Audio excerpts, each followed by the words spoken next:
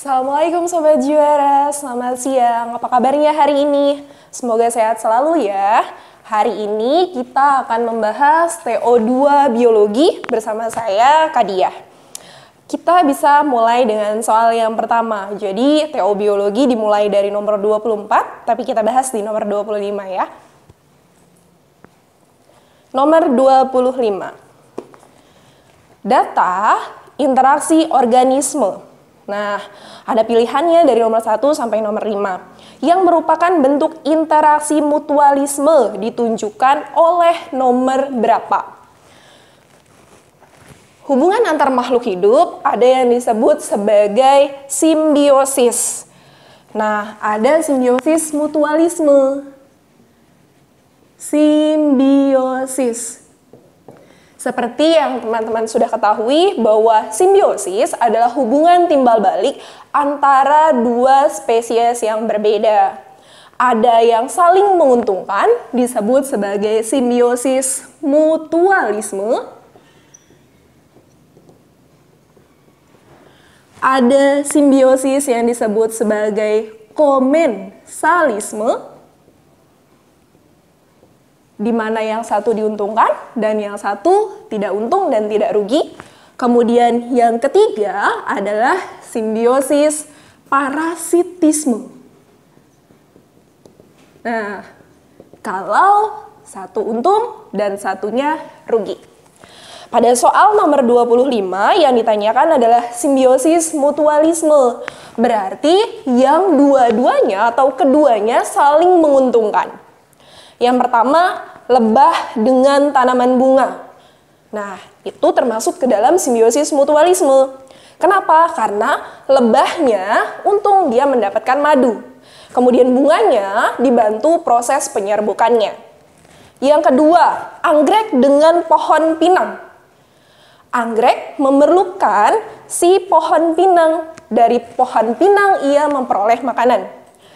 Tapi si pinang tidak diuntungkan juga tidak dirugikan. Nah, berarti simbiosis antara anggrek dengan pohon pinang disebut sebagai simbiosis komensalisme. Yang ketiga, kantung semar dengan serangga. Kantung semar adalah insektivora, berarti dia memakan serangga. Nah, berarti dia bukan simbiosis, tapi dia disebut sebagai pemangsaan atau predasi. Lumut kerak, jamur, dan alga, dia saling menguntungkan. Nah, jamur memperoleh hasil fotosintesis dari si alga, sementara si alga memperoleh kelembapan dari si jamur. Dari sini diketahui bahwa jawabannya adalah, ya benar, jawabannya adalah D, 1 dan 4. Lalu, kenapa yang nomor 5 salah, Kak? Nah, di situ ada penyu dan ikan remora. Kalau ikan remora biasanya dia bersimbiosis dengan hiu. Baru dia masuk ke dalam simbiosis komensalisme. Oke, kita bisa lanjut ke soal berikutnya. Nomor 27. Masalah yang disebabkan oleh ledakan penduduk terhadap kualitas lingkungan. Yang A, kriminalitas meningkat. Yang B, penganggurannya meningkat. Kemudian angka kemiskinannya meningkat. Lalu yang D, pencemaran udaranya meningkat.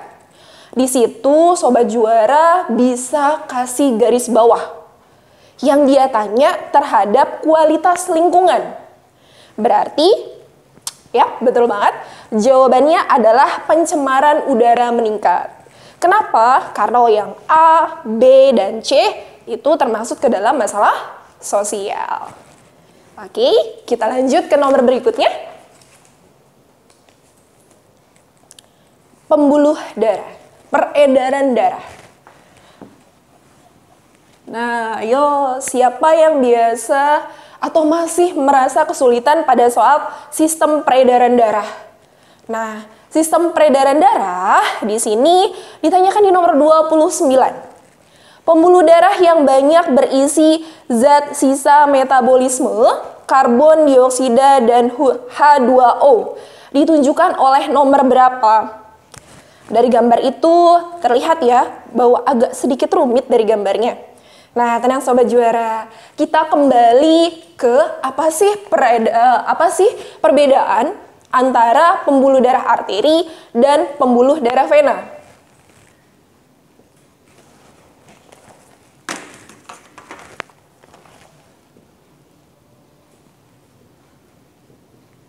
Pembuluh darah. Di dalam tubuh kita terdapat sistem pembuluh darah. Nah, ada yang disebut sebagai pembuluh darah arteri dan ada yang disebut sebagai pembuluh darah vena. Arteri disebut sebagai pembuluh darah nadi karena denyutnya terasa. Sedangkan vena disebut sebagai pembuluh balik. Nah, penamaannya bukan tanpa sebab. Jadi tadi kenapa arteri disebut nadi? Karena dia denyutnya terasa. Kenapa vena? Karena dia membawa darah kembali ke jantung.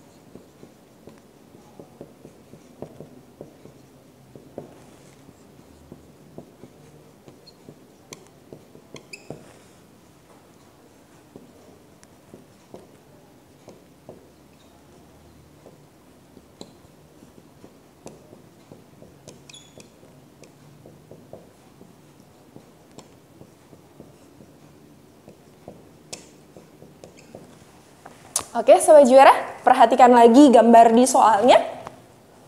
Di situ ada peredaran darah yang si pembuluh darahnya membawa darah meninggalkan jantung. Seperti nomor 1, kemudian nomor 5, peredaran darahnya meninggalkan jantung. Berarti dia adalah pembuluh darah arteri. Kemudian kalau vena, dia membawa darah menuju jantung atau kembali ke jantung. Nomor 2 itu adalah vena pulmonalis, kemudian nomor 4 itu adalah vena porta hepatica, kemudian yang nomor 6 adalah vena cava. Kita kembali lagi ke soalnya.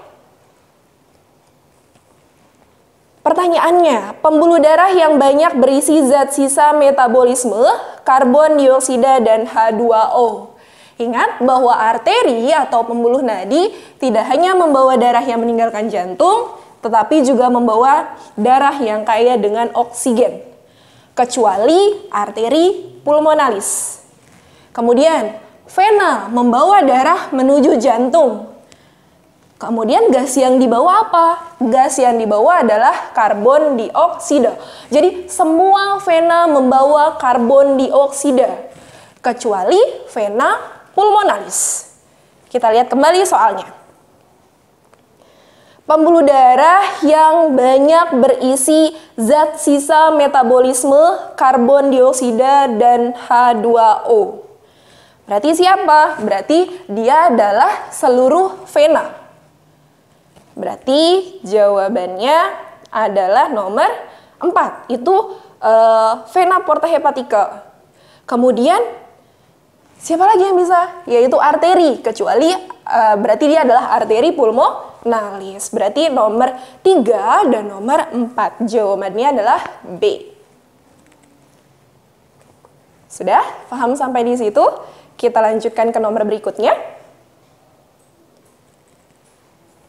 Sistem pencernaan makanan manusia. Siapa yang sudah makan siang ini? Alhamdulillah ya, tadi sudah makan siang. Nah, ketika dalam proses pencernaan, makanan pertama kali masuk ke dalam rongga mulut di nomor 1. Kemudian, makanan akan didorong oleh kerongkongan di nomor 2 menuju ke bagian nomor 3, lambung. Di lambung kemudian makanan dicerna, mendapat enzim Dari nomor 4, ada yang masih ingat namanya apa? Ya, betul. Namanya adalah hati. Kemudian dari hati menghasilkan getah empedu yang nanti akan bekerja bersama enzim yang berasal dari pankreas di nomor 6, yaitu di usus halus. Makanan dicerna kemudian diserap. Nah, sisa pencernaannya akan dibuang lewat anus. Kita lihat soalnya. Di nomor 30, bahan makanan yang mengandung karbohidrat atau amilum akan dicerna secara enzimatis di organ nomor berapa? Nah, kita masih ingat nih, kalau yang namanya amilum atau si karbohidrat yang bisa berasal dari nasi atau ketika teman-teman makan ubi, teman-teman makan kentang. Nah, itu kan sumber amilum. Pertama kali pencernaan amilum terjadi di mulut. Oke. Pencernaan amilum.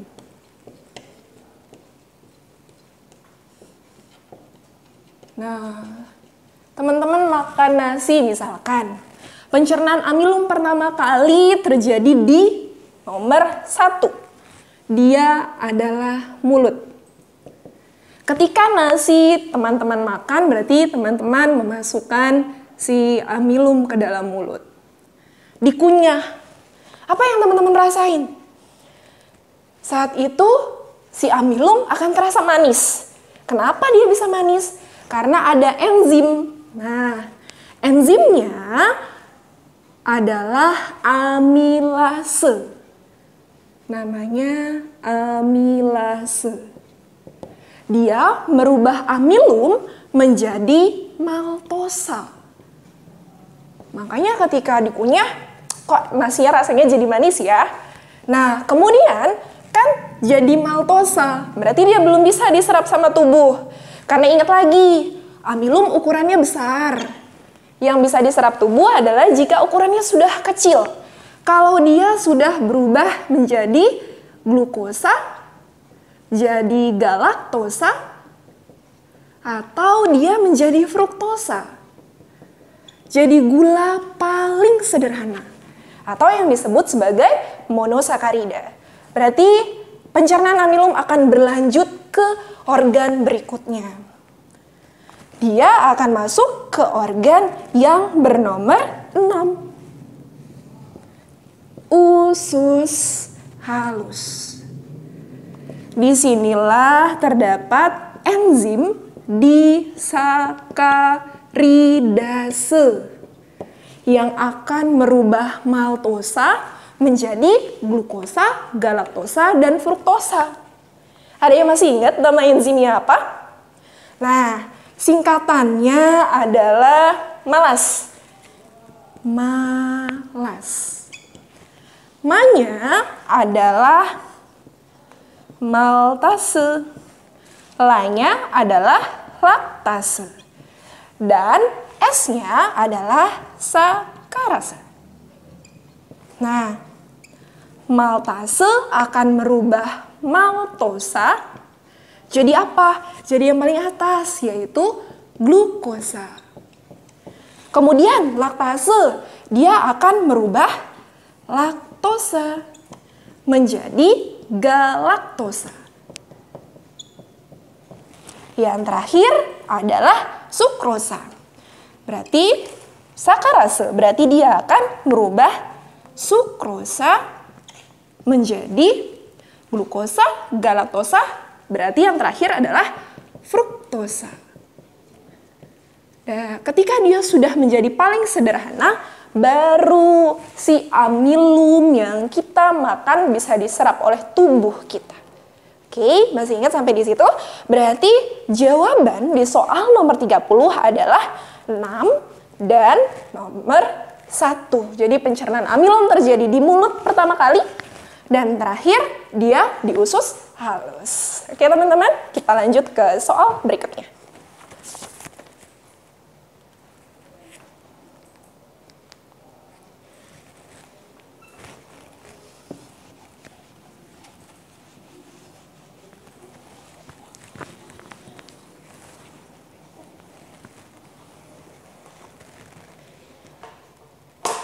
Di nomor 31, di situ terdapat sendi. Nah, tadi soalnya adalah tentang makanan ya. Nah, kita mengkonsumsi makanan tujuannya adalah untuk memperoleh energi. Lalu energinya digunakan oleh kita untuk bergerak, untuk menggerakkan otot, kemudian otot menggerakkan tulang dan sendi-sendi kita. Di soal nomor 31, keterangan yang benar untuk gambar di atas adalah, coba teman-teman perhatiin, di situ sendinya berbentuk bulat. Nah, sendi yang berbentuk bulat berarti dia disebut sebagai sendi peluru. Masih ingat tadinya di mana? Ya, benar banget. Dia ada di gelang bahu dan ada di pinggul. Oke? Nggak ada pertanyaan kan untuk soal yang ini? Cukup mudah, kita bisa lanjut ke soal yang berikutnya.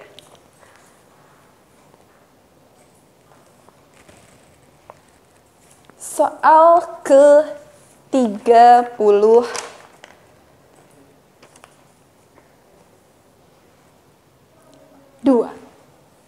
Nah, untuk soal nomor 32, masih berhubungan dengan pencernaan. Jadi yang namanya proses mencerna adalah proses menyederhanakan makanan kita agar mudah diserap oleh tubuh. Nah, sumber makanan penghasil energi tadi sudah karbohidrat. Di soal nomor 32 yang ditanyakan adalah protein. Jadi makanan sumber energi itu ada karbohidrat, ada protein, dan kemudian ada lemak. Nah, di soal nomor 32, lauk kesukaan dari Khalifah sewaktu makan adalah tahu. Tahu. Berarti dia apa ya? Dan minumnya susu. Karena keduanya mengandung banyak protein, enzim yang terlibat dalam pencernaan protein di lambung adalah jadi pencernaan protein. Tadi ada protein nabati berasal dari tahu dan kemudian ada protein hewani berasal dari susu. Dia akan dicerna pertama kali di organ yang disebut sebagai lambung. Atau bahasa biologinya disebut sebagai gaster. Masih ingat gak teman-teman? Apa singkatan enzim yang bekerja di lambung? Ya, benar banget. Singkatannya adalah lapar.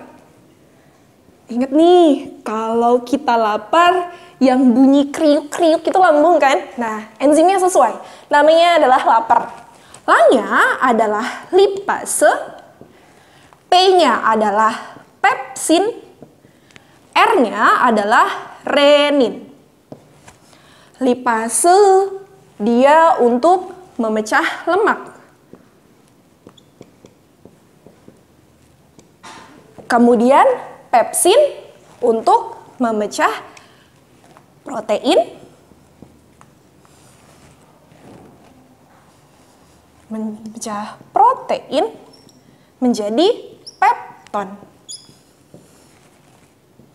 Sedangkan renin fungsinya adalah untuk merubah protein susu menjadi kasein.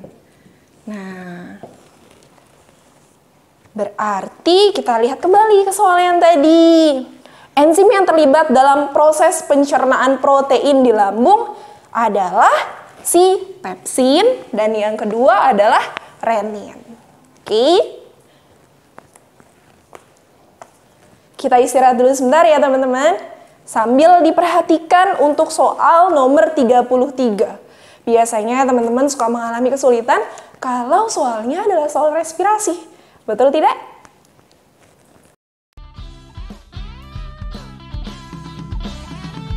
Masuk NF sebelum masuk SMP favoritmu.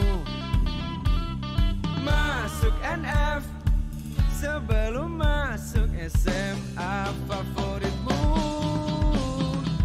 Masuk NF sebelum masuk SMP favoritmu.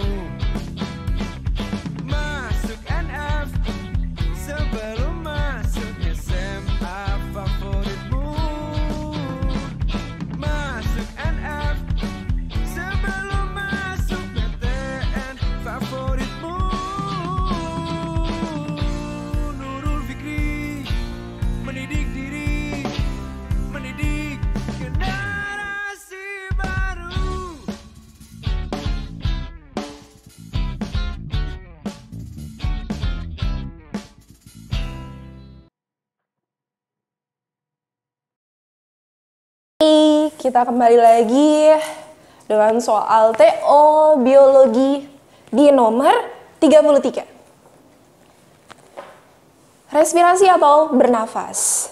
Salah satu kegiatan ekstrakurikuler yang dilakukan oleh Renan di sekolah adalah bela diri. Untuk melatih tenaga dalam, dia menggunakan pernafasan perut. Mekanisme inspirasi pernafasan perut. Jadi kalau teman-teman baca soal, teman-teman lihat dulu atau baca dengan teliti apa sih yang ditanyakan gitu kan. Kalau sistem pernafasan kan ada dua, ada sistem pernafasan perut dan ada sistem pernafasan dada. Nah, dia berbeda antara kedua pernafasan tadi. Yang di sini yang di nomor 33 yang ditanyakan adalah sistem pernapasan perut. Sistem pernapasan perut. Yang terlibat apa teman-teman? Yang membedakan dengan pernafasan dada. Itu dulu deh.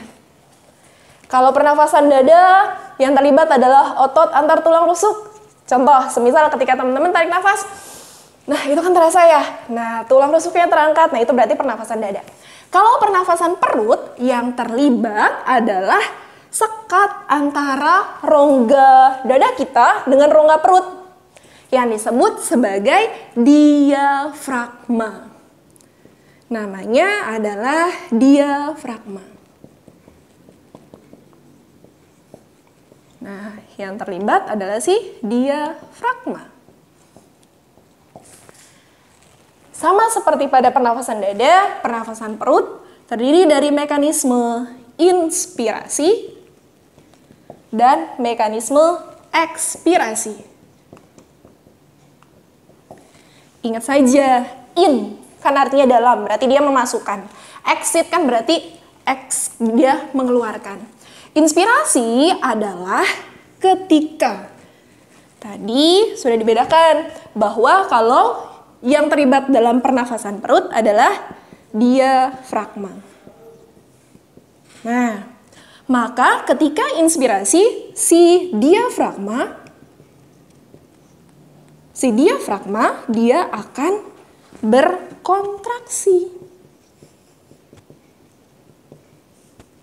Nah, ketika dia kontraksi, si diafragma yang tadinya melengkung, dia akan mendatar. Maka dia akan mendatar. Sedangkan kalau inspirasi, maka dia akan melengkung. Nah, kalau ekspirasi berarti kebalikan dari kontraksi, berarti dia adalah relaksasi. Akibatnya diafragmanya menjadi melengkung. Nah, ini poinnya. Jadi kalau inspirasi dia kontraksi, kalau ekspirasi dia relaksasi. Kembali ke soalnya, kita lihat lagi.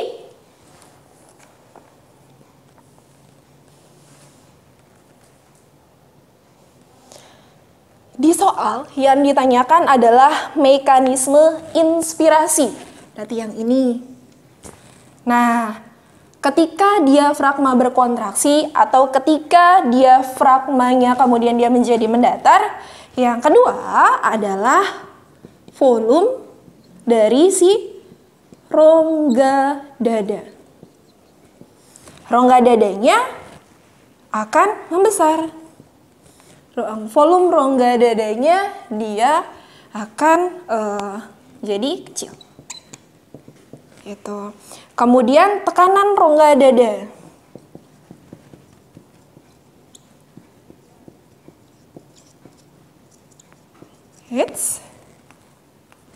Volume rongga dadanya dia menjadi membesar karena dia mekanisme inspirasi, sedangkan tekanan rongga dadanya menjadi kecil. Kecil. Ingat, kalau pernafasan berarti mekanismenya adalah difusi.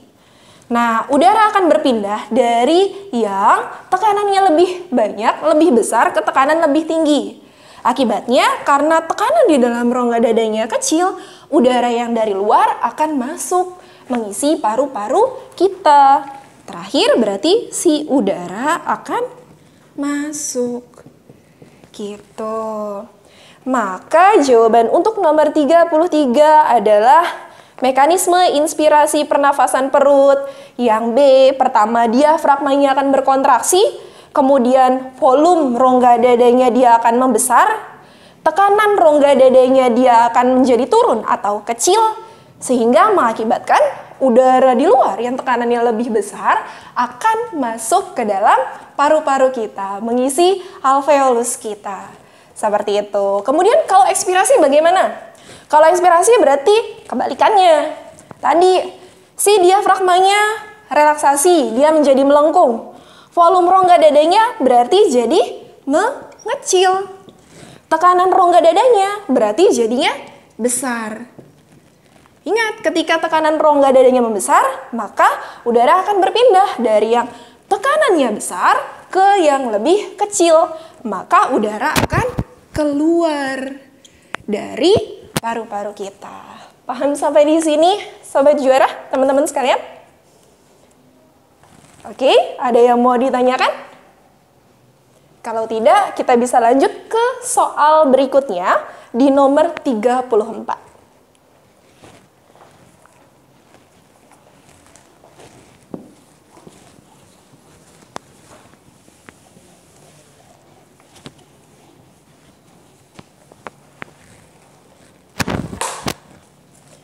Soal nomor 34. Golongan darah. Siapa yang sudah tahu golongan darahnya? Nah, golongan darah yang umum diketahui atau yang biasa kita tahu adalah tipe golongan darah A, B, AB, dan golongan darah O. Golongan darah A, B, AB, dan O, atau yang disebut sebagai sistem ABO. Bagaimana tahu golongan darah kita A, B, AB, dan O? Dari mana? Dari sel darah merah kita. Di dalam eritrosit kita terdapat agglutinogen. Tinogen. Atau yang disebut sebagai antigen. Maka dia akan sama dengan darah kita, dengan golongan darah kita. Kalau agglutinogennya A, maka golongan darahnya A. Kalau dia agglutinogennya B, maka golongan darahnya B. Kalau AB, berarti golongan darahnya AB. Terus kalau O? Nah, O dia tidak punya agglutinogen atau tidak punya antigen, sehingga disebut golongan darah O atau golongan darah 0. Kok 0? Iya, karena kan tadi kan dia nggak punya si antigen. Nah, di tubuh kita juga terdapat agglutinin atau yang disebut sebagai antibodi. Antibodi berarti sistem pertahanan tubuh. Nah, sobat juara, teman-teman sekalian kan sudah tahu bahwa kalau ada golongan darah yang jika didonorkan kemudian tidak cocok, dia bisa menyebabkan penggumpalan. Siapa yang menggumpalkan? Nah, yang menggumpalkan dia adalah si agglutinogen atau si antibodi. Maka A punya anti terhadap B. Berarti dia nggak bisa mendapat donor dari orang bergolongan darah B atau yang punya agglutinogen B, yaitu AB. Paham ya? Kemudian kalau B berarti dia punya antibodi A. Kemudian kalau dia AB berarti dia gak punya antibodi. Nah, maka dia bisa dapat darah dari golongan darah A, B, AB, atau golongan darah O. Sudah? Sedangkan kalau O, dia punya anti terhadap A, punya anti terhadap B. Paham sampai di sini? Oke, kita lihat kembali soalnya. Nomor 34. Orang yang bergolongan darah A tidak mungkin mendonorkan darahnya pada orang yang bergolongan darah B. Orang bergolongan darah A tidak mungkin mendonorkan pada orang yang bergolongan darah B. Kenapa? Karena si B punya anti terhadap A. Paham ya sampai di sini teman-teman? Nah, berarti apa yang akan terjadi? Maka aglutinogen dari golongan darah A atau yang memberikan darah akan digumpalkan oleh antibodi A dari si penerima darah atau resipien. Oke, paham? Berarti jawabannya adalah A.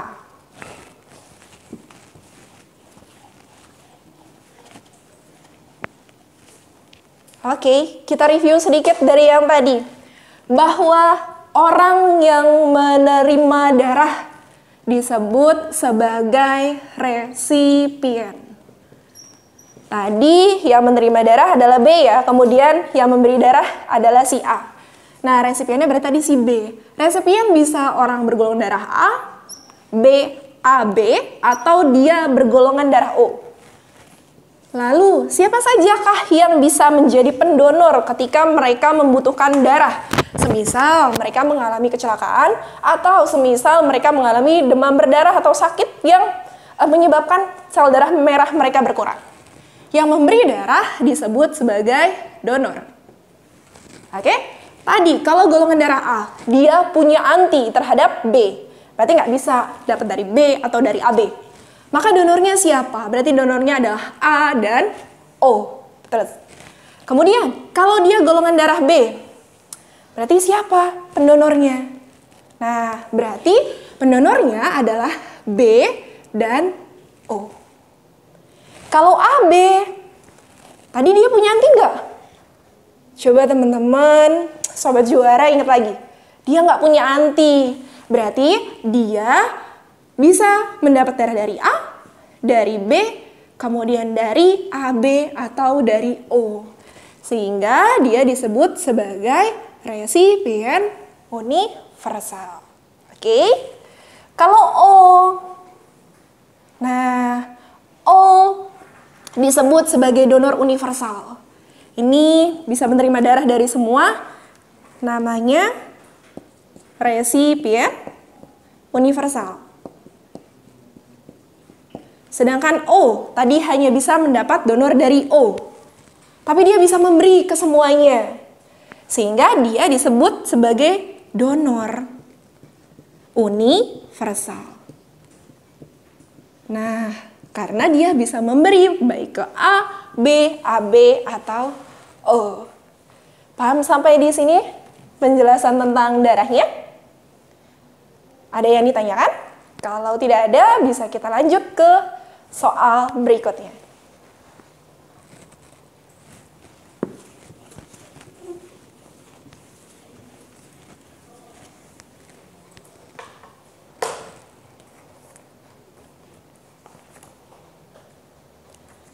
Soal nomor 35.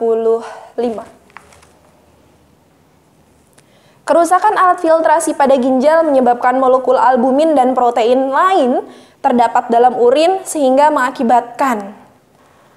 Masih ingat proses pembentukan urin? Ada 3. Pertama adalah filtrasi. Kedua apa?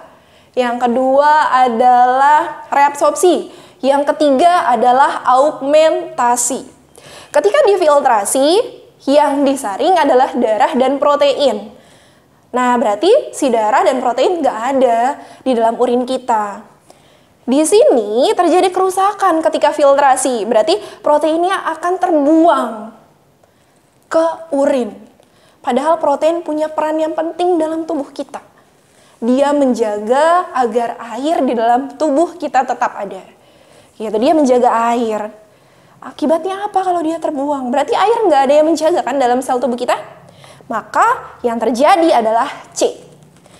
Seluruh tubuh kita akan bengkak. Dia akan terisi oleh siapa? Terisi oleh air yang seharusnya tadi diserap oleh si protein. Oke, jawaban nomor 35 adalah C. Kerusakan alat filtrasi pada ginjal menyebabkan albumin dan protein lain terdapat di urin, sehingga tubuh kita menjadi bengkak. Oke? Soal nomor 36.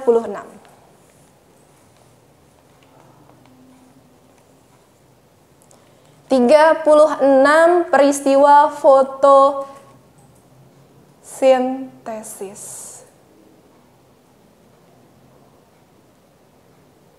Peristiwa fotosintesis.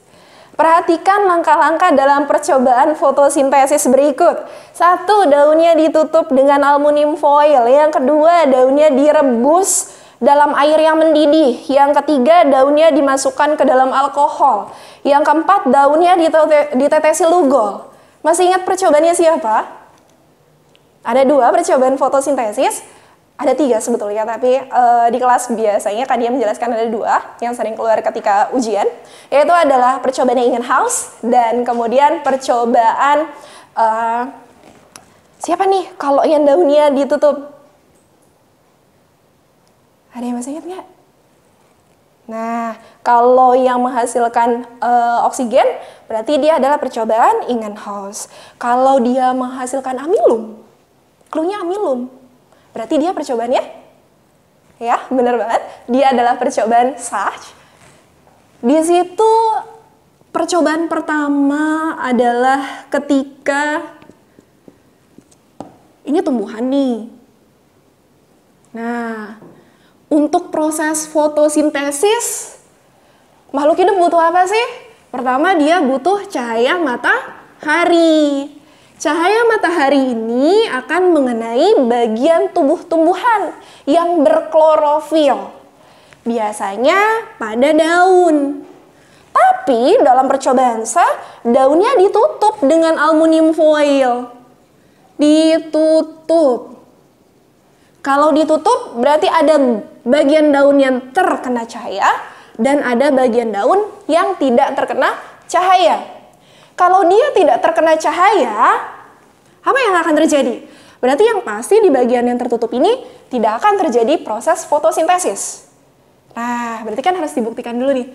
Langkah percobaan saya yang pertama adalah si daun ditutup dengan aluminium foil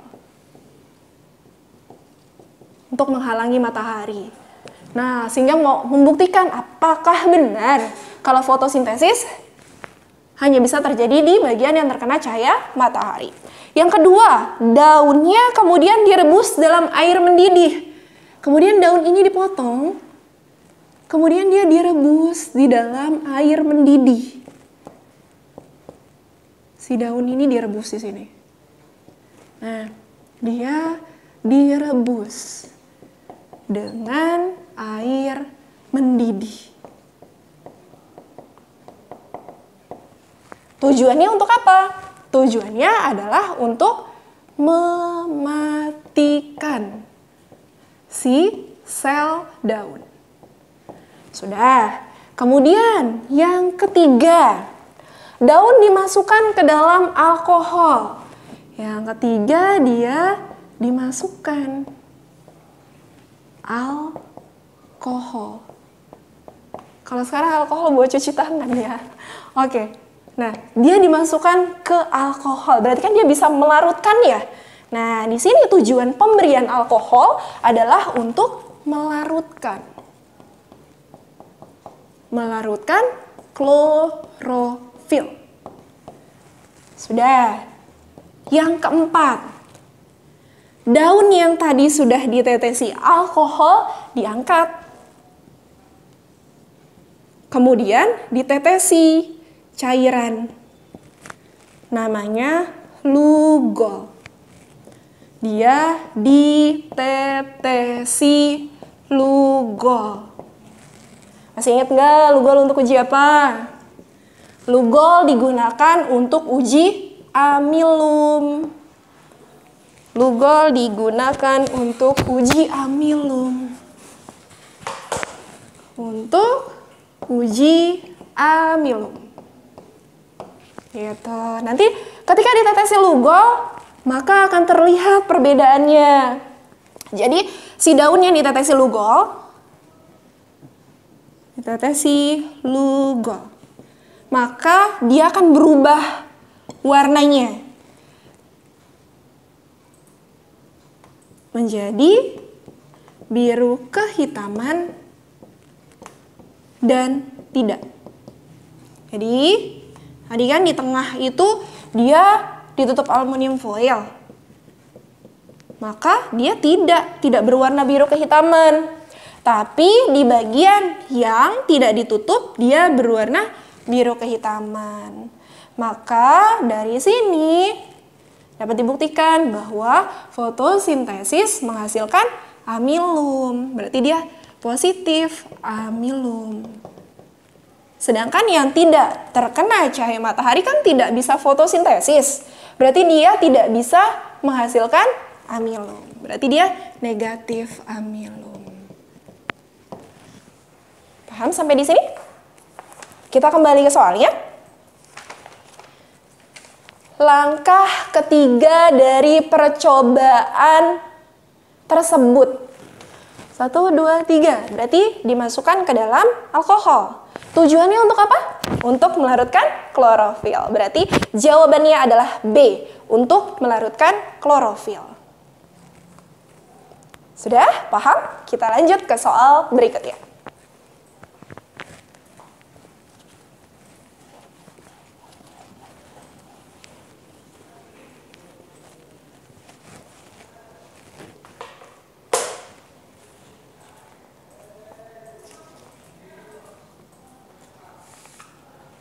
Soal nomor 39. Perbandingan fenotip. Biasanya malas ngitung nih, gitu kan. Nah, perbandingan fenotip 121 pada F2 ditemukan pada persilangan monohibrid. Kalau perbandingan fenotipnya 1:2:1, berarti dia perbandingannya akan sama dengan perbandingan genotipnya. Berarti persilangannya apa? Berarti persilangannya adalah intermediate. Semisal disilangkan bunga. Kemudian bunganya berwarna merah. Disilangkan dengan bunga berwarna putih. Di mana merah genotipnya adalah M besar. Berarti merah adalah M besar, M besar. Putih adalah M kecil, M kecil. Masih ingat? Kalau kita mau melakukan sebuah persilangan, ini kan parental ya. Nah, cari dulu gametnya. M besar, merah. Putih, M kecil, M kecil. Berarti kan homozigot dominan merah, homozigot resesif adalah putih. Karena homo, cukup ambil gametnya 1. Berarti F1 adalah M besar, M kecil. Kenapa? Karena ini cukup diambil 1 M besar dan ini adalah M kecil. Nah, ini M besar M kecil. Warnanya adalah pink atau merah muda.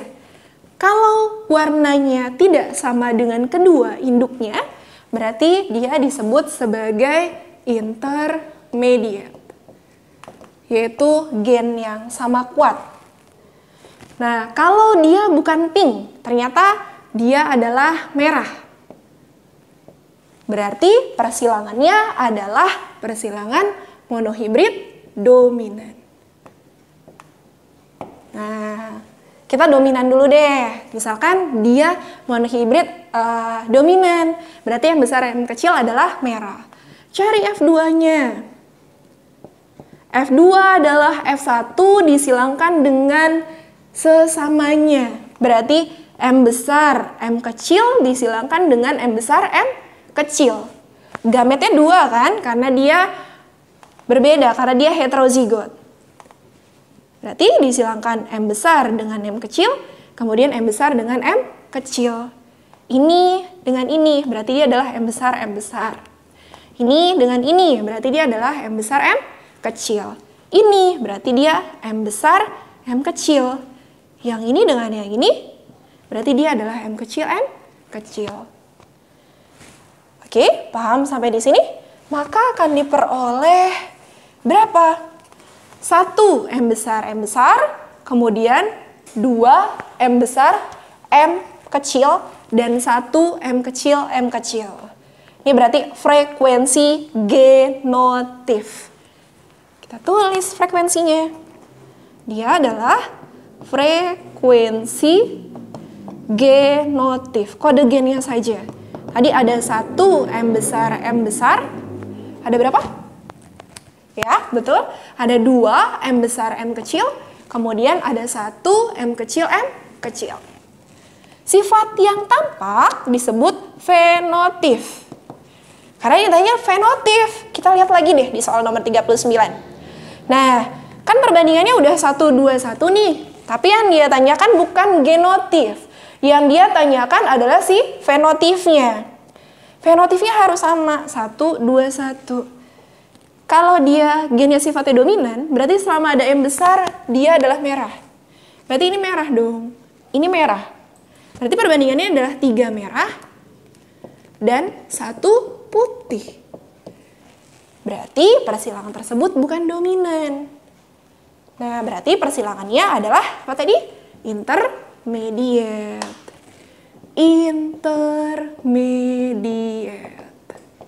Gitu, berarti dia bukan merah, tapi dia adalah pink atau merah muda. Maka akan sama dengan genotifnya. 1 adalah merah, dia berarti 2 adalah pink atau merah muda, dan 1 adalah putih. Begitu. Oke, bisa dipahami sampai di sini? Kita bisa lanjut ke nomor terakhir.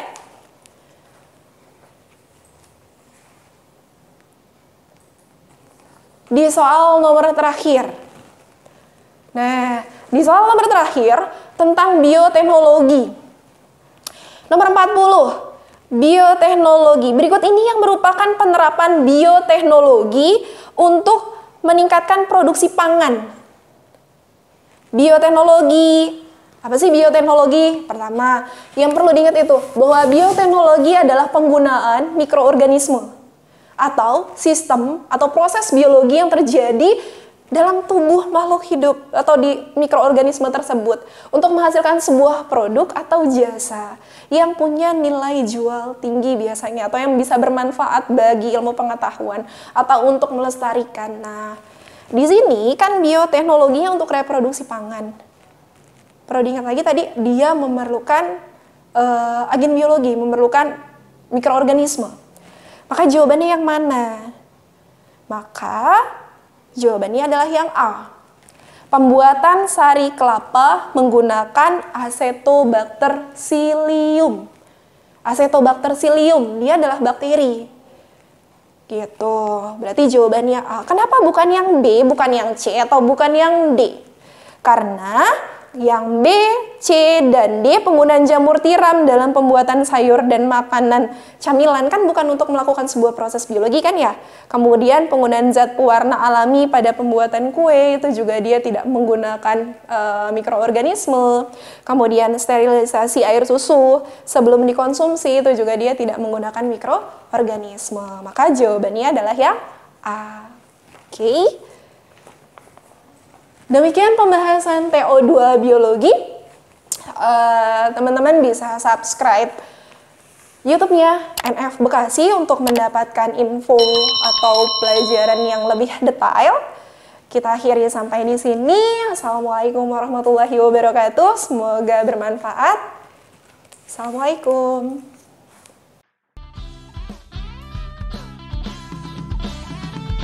Masuk NF sebelum masuk SMP favoritmu. Masuk NF sebelum masuk SMA favoritmu.